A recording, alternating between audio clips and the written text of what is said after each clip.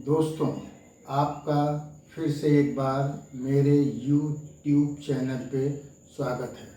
हम आप लोगों को पिछले टर्म पे असेसमेंट ईयर, प्रीवियस ईयर और असेसमेंट ईयर और प्रीवियस ईयर का डिफरेंस बता चुके हैं।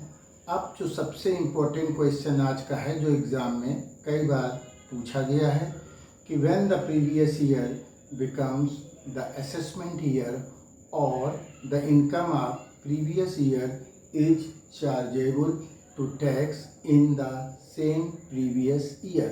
तो ऐसे में 5 एक्सेप्शंस हैं कि जब प्रीवियस ईयर की इनकम प्रीवियस ईयर में ही टैक्सेबल हो जाती है। वो 5 एक्सेप्शंस जो हैं, उसमें पहला एक्सेप्शन आपका जो आता है वो है कि income of non resident from shipping business.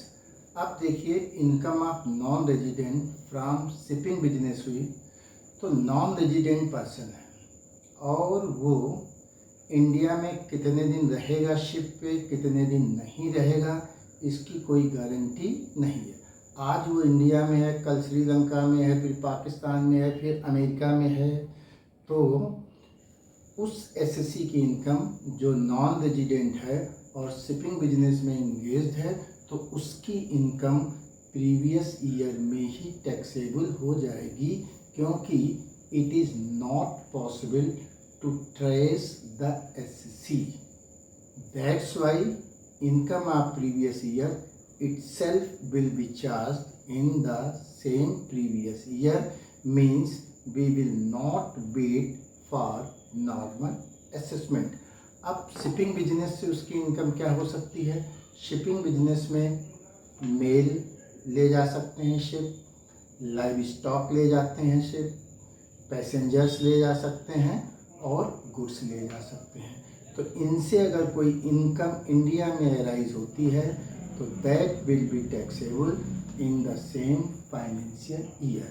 अब नंबर 2 पे आता है कि if an SSC or a person leaves India permanently or for a long period of time, तो उसकी इनकम उसी फाइनेंशियल ईयर में टैक्सेबल हो जाएगी, since it is not possible to trace the SSC. अब आप समझ सकते हैं, अभी एक रिसेंट एग्जाम्पल है कि एक लेडी इंडिया छोड़ के अपने पड़ोस के देश में गई हैं, तो ऐसे एसएससी अब कब लौटेंगे, कब नहीं लौटेंगे, आप परमानेंट वहीं रहेंगे कि इंडिया में वापस आएंगे।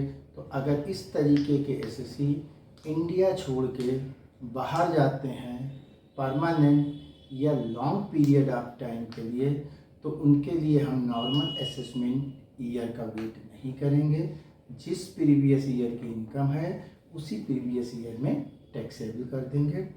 तीसरा आता है income from business established for short duration. Short duration means 3 महीने, 4 महीने, 5, 6 महीने तक के लिए बिजनेस चले, फिर वो बंद कर दिए गए, फिर दूसरा बिजनेस स्टार्ट किया गया।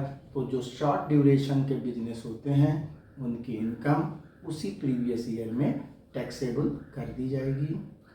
4th नंबर में आता है अगर कोई पर्सन अपनी एसेट को ट्रांसफ़र करता है to avoid tax, means you have transferred your assets for the purpose of avoidance of tax, then income of your previous year will be taxable in the same previous year. मैं एक बात अपने श्रोताओं से, अपने audience से कहना चाहता हूँ कि आप अपना टैक्स ईमानदारी से पे करें, क्योंकि आपके टैक्स से ही हमारे देश का विकास होगा।